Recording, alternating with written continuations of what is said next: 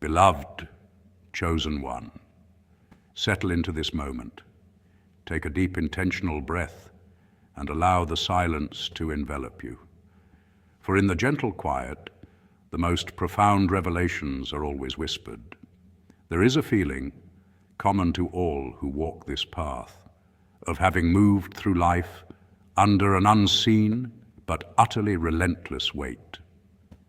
A weight not of concrete burden, but of persistent, silent scrutiny. You have often looked at the path you were forced to walk, a path of isolation, unexpected betrayal, and prolonged drought, and you asked the heavens, why is my test different? Why is my resistance so unique? Why is the blueprint of my life so often reduced to ash? This confusion, this deep sense of misalignment is intentional. It is in fact the very first evidence of your calling. You see, the great tests of the Spirit are never loud. They are not theatrical events staged before an audience. They are the quiet, mundane, day-by-day choices made in the deepest, most unobserved chambers of your soul. Your true spiritual warfare was not the external battle you fought with your circumstances, but the internal war you waged to maintain your own decency and faith when no one else was watching. The most difficult test that a soul can be asked to endure is the test of the forgotten corner. It is the period where the anointing feels distant, the prayer feels unanswered, and the divine voice seems to be shrouded in silence. It is the time when your spirit is tempted to believe that its efforts, your tireless labor in the spiritual wilderness, have gone entirely unseen. But hear this truth whispered now for the purpose of your soul's sobriety. You were never forgotten. Every tear shed in private, every moment you chose grace over bitterness, every time you stood firm on your foundational truth, when the world offered an easier compromise, all of it was being woven into the sacred record of your existence. God was not absent. He was simply silent. A carpenter does not talk to the wood while he is shaping it. He only speaks after the work is complete.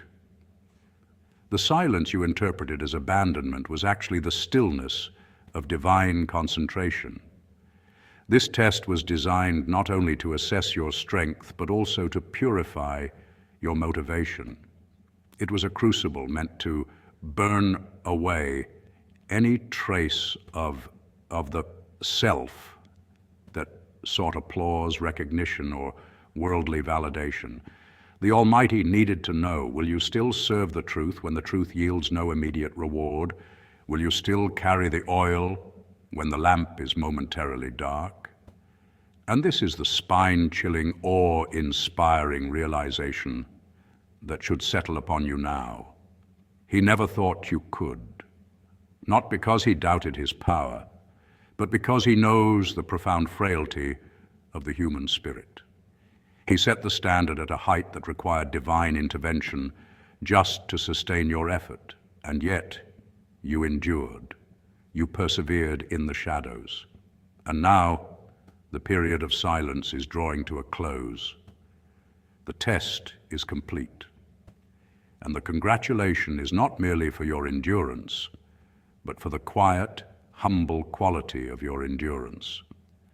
Let this recognition settle deep into your bones, for the next phase of your calling requires the certainty that comes from knowing you have already passed the unpassable. To help you internalize this great truth, we will consider the 7 undeniable proofs that your period of testing has yielded the desired profound spiritual harvest. These are not exciting external achievements, but subtle foundational shifts within your inner landscape. Point 1, the cultivation of holy indifference. Step right up, seekers and spiritual adventurers. As we delve into one of the most transformative yet often misunderstood concepts on the path to genuine spiritual maturity, holy indifference. This isn't the cold, cynical apathy the world sometimes confuses it with. Rather, it is a blazing, active surrender, a quiet and profound mastery that serves as your very first confirmation that you are indeed moving with the tide of a higher purpose. Think back to the start of your journey or any significant test in your life's narrative. Recall the frantic energy and the white-knuckle grip you had on specific outcomes. You were like a beginner potter, mashing the clay of life, trying desperately to impose a rigid, preconceived form, often crushing the very beauty trying to emerge. This anxious striving, rooted in the ego's fear of the unknown, is exhausting and ultimately futile, for it pits your finite will against the infinite, sprawling tapestry of divine design. The true moment of passage, the one that whispers, "You are ready," is marked by your acquired ability to cultivate this holy indifference, the quiet mastery over the need to control every outcome or dictate every timeline. This concept has deep roots echoing through various wisdom traditions. In Stoicism, it is paralleled in the idea of apatheia, from which our word apathy regrettably derives its name. But the ancient philosophical meaning was a state of serenity achieved by being free from emotional disturbance, a clear-eyed acceptance of what is outside one's control, the dichotomy of control. The Christian mystics, however, elevate it to a spiritual virtue, often terming it abnegation or detachment, a non-possessive posture towards the world and its temporary promises. It is the realization of profound gut-level knowledge that success is not defined by the completion of your specific plan A, but by your willingness to align with the higher, guiding intelligence, the grand plan. This shift is not a passive giving up. It is an active, faith-filled release. You stop trying to force open doors with sheer will and instead stand back to discern which ones are meant to swing open naturally, precisely on time. The emotional landscape changes from stormy seas of what if and why not now to the still, deep waters of assurance. You recognize that divine timing is not merely a comforting phrase. It is a cosmological principle, an intricate clock where every event, from the budding of a cosmic flower to the fulfillment of your personal desire, is precisely scheduled for maximum benefit and impact. The practical evidence of having passed this initial test is wonderfully simple and powerfully effective. You are no longer tossed by the winds of impatience. Where once a delay felt like a personal failure or cosmic rejection, it now feels like a necessary pause, an opportunity for an unseen piece of the puzzle to click into place. Your prayers, too, change their timbre, and they cease being dictations to the universe, demanding a specific job, a specific person, or a specific amount of money by next Tuesday, and become instead a radical affirmation of trust. You transition from "please give me this, this, and this" to a state of being where you can genuinely and sincerely pray the profound, liberating words, "Not my will, but my purpose, be done." This purposeful surrender is not defeat. It is the ultimate leverage. By letting go of the need to manage the how, you are freed to focus all your energy on maintaining the high, unwavering vibration of the what, the ultimate pure purpose you were created to embody. This holy indifference is your new foundation, the solid rock upon which all further confirmation and manifestation will safely rest. Point 2, the shift from hope to knowing.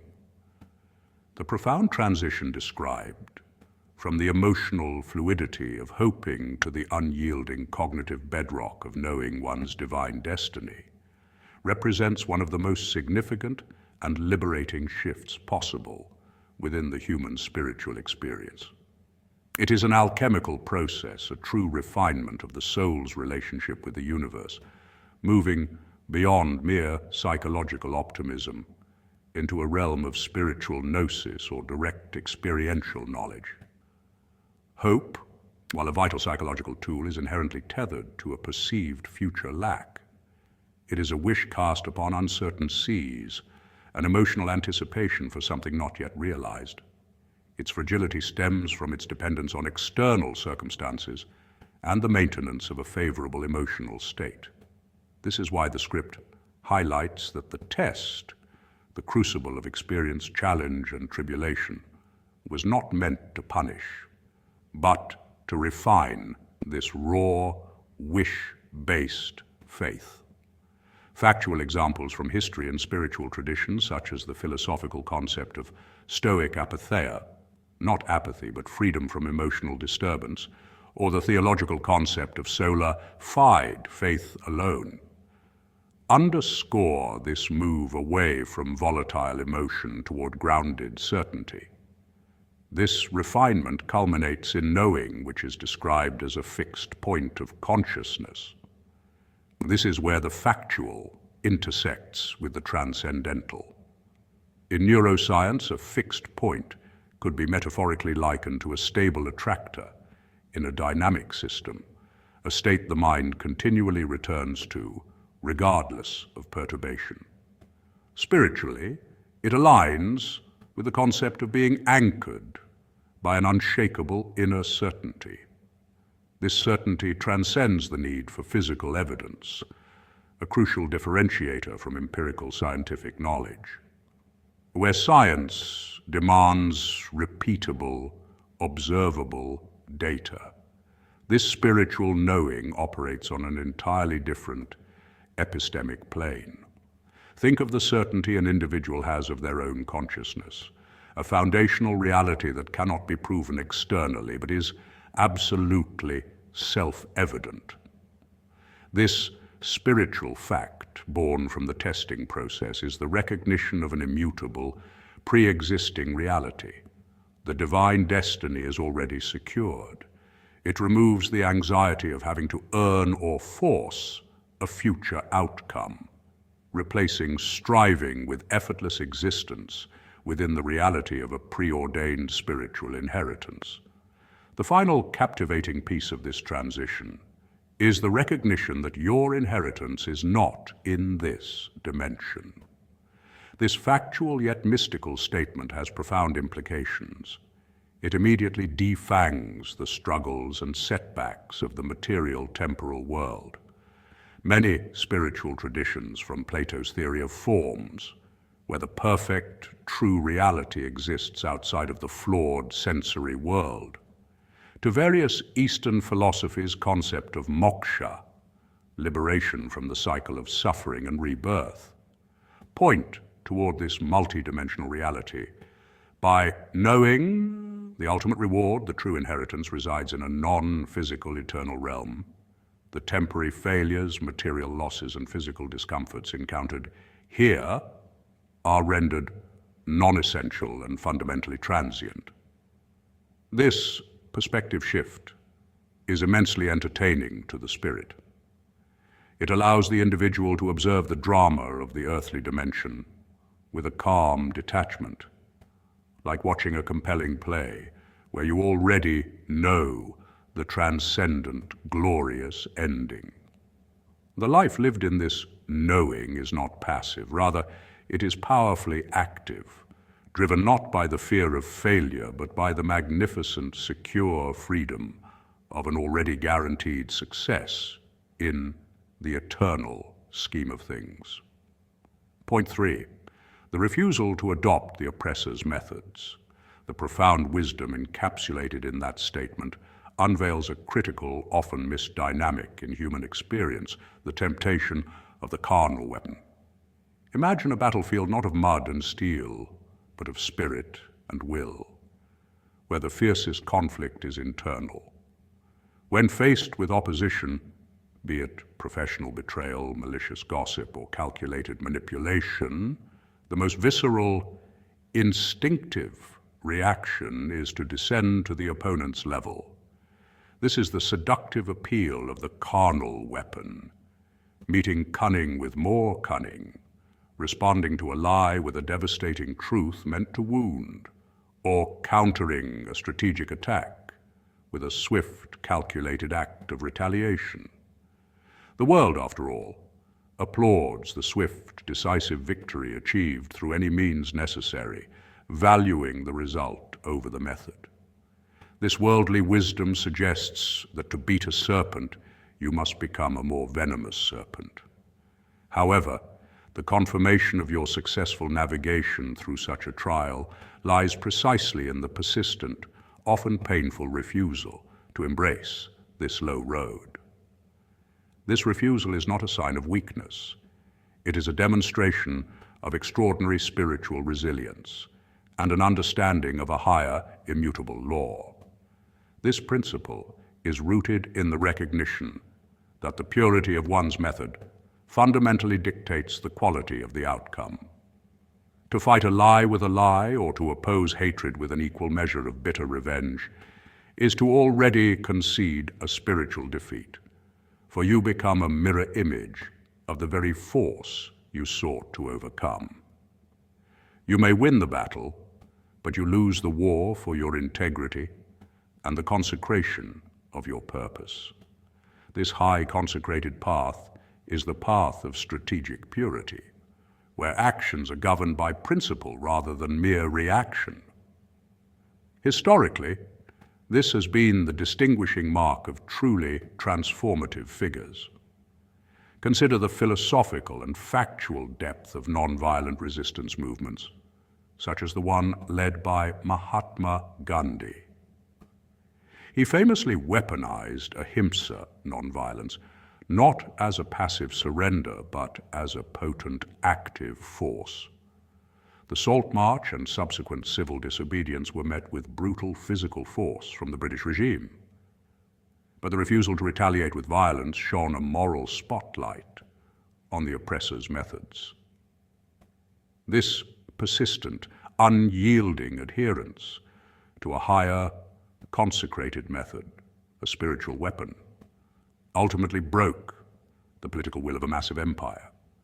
Gandhi understood that engaging in a purely carnal fight would have simply resulted in more bloodshed and a moral draw. Instead, he allowed the purity of the method to be the ultimate, undeniable confirmation of his righteous cause, prioritizing the ethical high ground over the swiftness of physical victory. Your own trials mirror this profound choice by refusing to adopt the destructive methods of your oppressors. You have demonstrated that the purity of your method is, in fact, more important than the swiftness of your victory. The passing mentioned is not merely an escape from hardship. It is an elevation of character. It confirms that your foundation is not built on shifting sands of situational ethics, but on the bedrock of uncompromised principle. This integrity, this consecrated refusal, serves as the ultimate enduring shield. It ensures that when the victory finally arrives, it is not tainted by the very darkness you fought to overcome. This deliberate, disciplined choice to remain on the high path is what truly distinguishes the enduring leader from the fleeting opportunist. Point 4, the deepening of the internal well. This period of profound external withdrawal, which felt like an isolated test, was in fact an intensive spiritual boot camp, meticulously designed not to punish, but to prepare and fortify your inner landscape. Imagine, if you will, the alchemist's process. The impure substance must be heated intensely and isolated, undergo the separatio and coagulatio to yield the gold. Your withdrawal from the distracting clamor of shallow relationships and the addictive pursuit of fleeting external validation served as this crucible. This wasn't passive isolation, it was a deliberate self-repatriation, a conscious redirection of the precious energy you once scattered outwards, back towards its rightful center, your own spirit. Factual insight. In psychological terms, this mirrors C.G. Jung's concept of individuation, a process wherein the individual develops from an undifferentiated collective consciousness into a unique, integrated, and whole self, which inherently requires periods of detachment from the demands of the external persona. The real triumph of this season was the act of digging into the internal well of your spirit. This metaphorical well is not a stagnant pool. It is the boundless aquifer of your authentic self, connected at its deepest point to what we might call the universal source, God, or the collective unconscious. You weren't simply enduring solitude, you were actively performing spiritual hydrogeology, driving a well bore past the surface layers of social programming and egoic desires, searching for the living water promised in numerous spiritual traditions, from the Christian Gospels to the Hindu Upanishads. By choosing to spend time here, by meditating, journaling, reflecting, and confronting the shadows that surface in stillness, you initiated a critical energetic shift. You learned that the need for external praise, approval, or even love is often just a spiritual hunger being mistakenly fed by junk food. The definitive measure of your success, the reason you passed, is the revolutionary discovery of how to draw sustenance directly from your source. This is the core of true spiritual self-sufficiency. Think of a satellite that previously relied on ground stations for every minor correction, external validation, but has now deployed its own massive solar arrays, enabling it to power its own navigation and communication systems, internal guidance and sustenance. You have achieved an energetic autonomy. This is a highly specific and unique state. You no longer experience the emotional and spiritual equivalent of a constant, low battery that forces you to plug into draining, shallow relationships just to feel temporarily charged. This deep internal connection provides a stable, inexhaustible supply of peace, worth, and purpose, making your spiritual identity unmanipulable. A person who has internally validated their own worth cannot be controlled by the threat of its withdrawal by others. You become immune to the tactics of emotional blackmail and manipulation because the currency they try to use, approval, status, inclusion, holds no real value to one who is drawing their wealth from an infinite treasury. This ultimate state of being fully self-governed is the spiritual version of sovereignty, transforming you from a subject of external circumstance into the undisputed monarch of your own soul. Point 5. The loss of the need to be understood. The pursuit of validation and the deep-seated human need to be truly understood often represent one of the heaviest, yet most intangible psychological weights we attempt to lift throughout our lives. Imagine the sheer energy expenditure, a cognitive and emotional tax that goes into meticulously crafting explanations, defending unconventional choices, or attempting to articulate a complex, deeply personal vision to an audience simply not equipped to grasp it. Historically, this wasted effort is akin to shouting nuanced scientific principles to an assembly of indifferent hummingbirds. The message is intricate, but the receivers are attuned to an entirely different frequency. This striving for external affirmation, the hope that a collective yes will rubber stamp our existence or our chosen direction, stems from ancient tribal wiring where group acceptance was literally a matter of survival. Neuroscience suggests that social rejection activates the same regions of the brain, the anterior cingulate cortex, as physical pain, illustrating just how profoundly we are wired to seek belonging and approval. However, the truly unique and transformative shift occurs when one acknowledges a pivotal, often painful truth.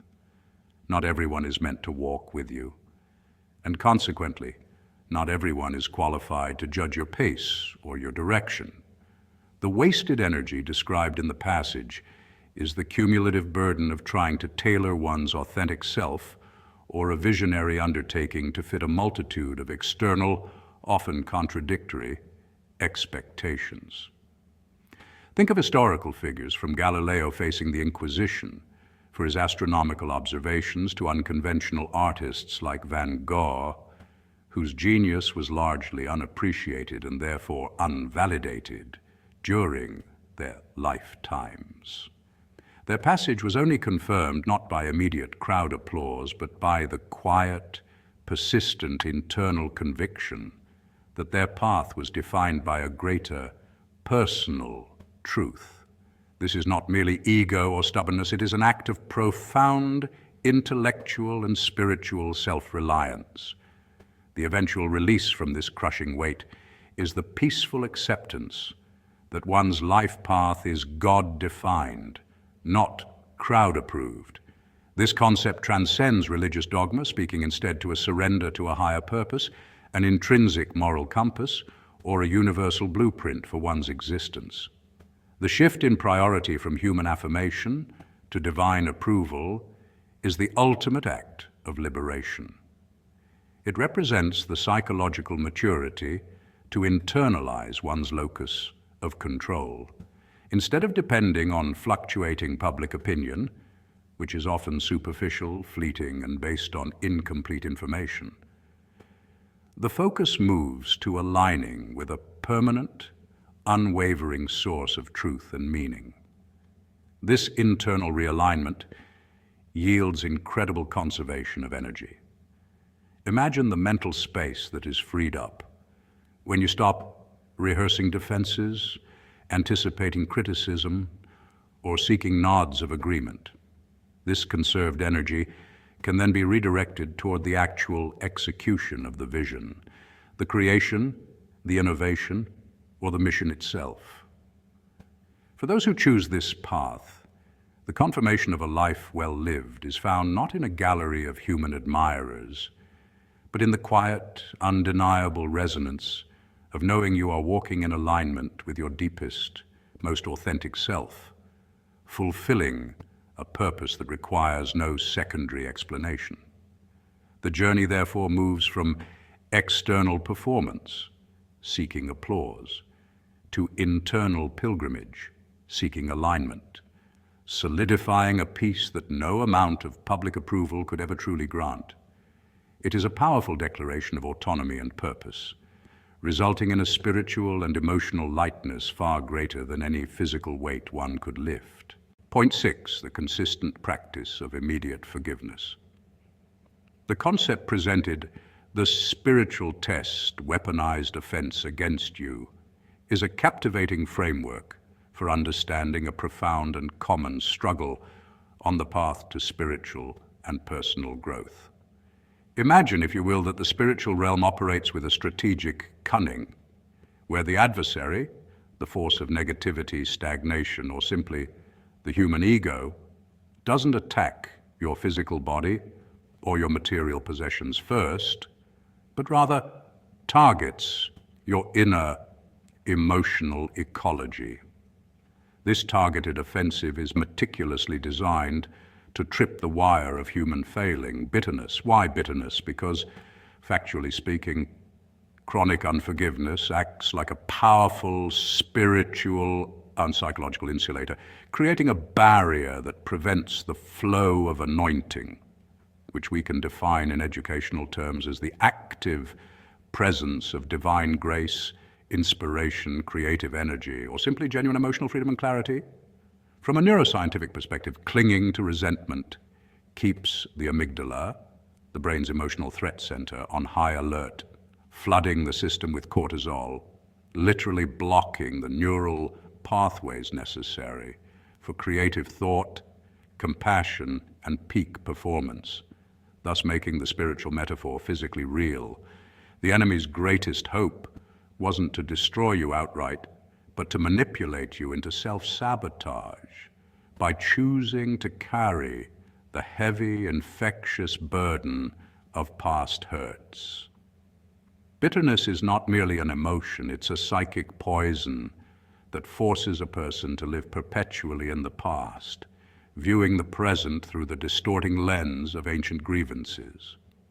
The truly unique and specific aspect of this spiritual triumph, however, is not the initial act of enduring the offense, but the script's assertion of your successful defense, the practice of immediate forgiveness. This is a level beyond simply moving on. It's a dynamic, moment-to-moment spiritual martial art. Think of it less as a passive acceptance and more as a powerful, instantaneous counterpunch.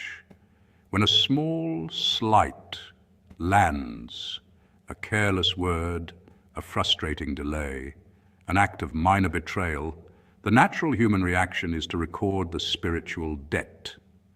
The master practitioner, the truly liberated soul, instantly performs a spiritual ledger clearance, hitting the mental delete button on the offense before it has time to root. This consistent spiritual practice is the hallmark of genuine spiritual maturity. It's a daily, captivating drama, enacted not on a mountaintop, but in the mundane, small, daily moments of irritation. For instance, the driver who cuts you off, the colleague who takes credit for your idea, and the forgotten promise. These tiny trials are the high-frequency training grounds. By practicing forgiveness in these low-stakes moments, you forge a habit so strong that when a truly devastating offense occurs, a major betrayal or a deep wound, your spiritual muscle memory takes over. You don't have to labor through months of agonizing release. The freedom to instantly release spiritual debts is already woven into the fabric of your being. This ability to let go of the right to retribution or sustained anger is not a sign of weakness. It is the ultimate expression of spiritual sovereignty. It signifies that you have chosen to operate from a place of radical self-control and freedom, demonstrating that you have permanently disabled the spiritual test's primary weapon. You have passed because you recognize that the only person penalized by unforgiveness is the one who chooses to hold the debt. The flow of inspiration and grace is now unblocked, signaling a triumphant and truly liberated soul. Point 7. The embrace of humility as true power. The moment of divine selection is often depicted in a blinding flash of glory, a sudden dramatic coronation that immediately elevates the chosen one to a new plane of existence. However, the true spiritual test, the one that seals the divine choice, rarely involves a spotlight. Instead, it's about the willingness to step back into the shadows. This profound lesson, epitomized by the biblical figure David, is a masterclass in the quiet power of humility. When the prophet Samuel arrived in Bethlehem, he was sent to anoint a new king for Israel, passing over the elder, more visually impressive sons, until he finally called for the youngest, David, who was out tending the flock. The anointing oil was poured, a transformative moment where the Spirit of the Lord came powerfully upon him. Yet, a king's ransom of anointing did not lead David immediately to a throne. On the contrary, he returned to the simple field. This is the unique counterintuitive crux of authentic spiritual preparation. The power is given, but the waiting begins in the most ordinary of places. This return to the simple field is not a demotion. It is the ultimate sanctification of the mundane.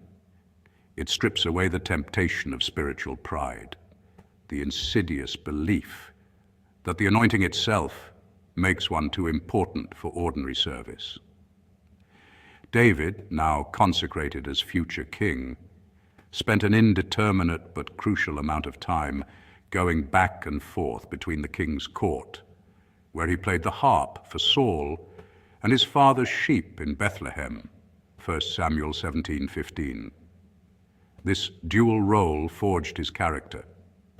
The sheep field was his training ground, a stark, solitary academy, where he learned courage by fighting lions and bears, vigilance by watching over the vulnerable, and compassion by tending to their needs, qualities that would define his future kingship and poetic psalmist heart.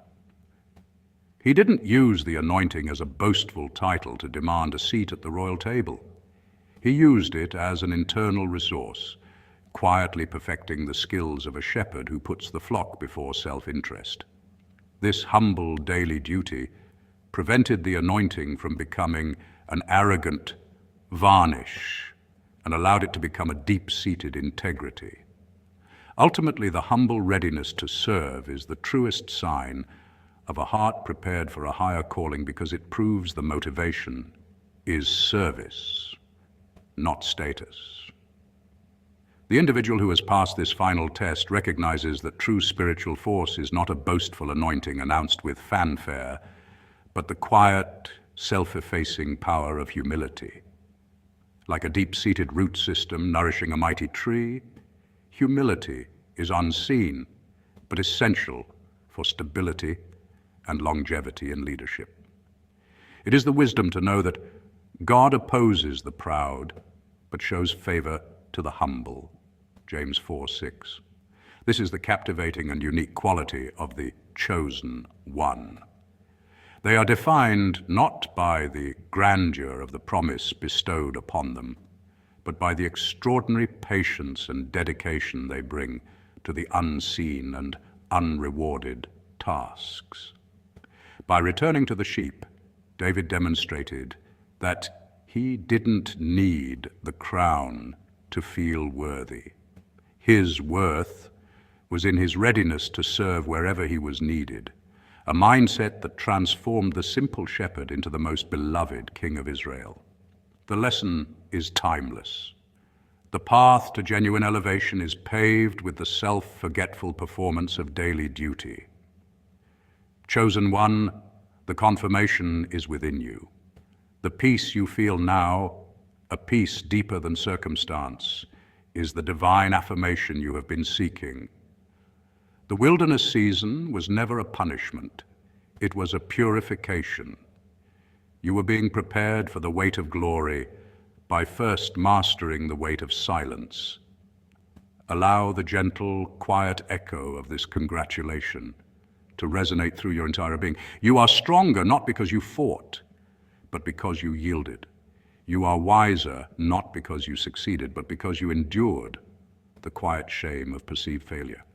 The test is complete. Now rise slowly, with intention and quiet certainty, into the beautiful, sober reality of your next assignment. Go in peace. You are seen, you are affirmed, and you are profoundly prepared.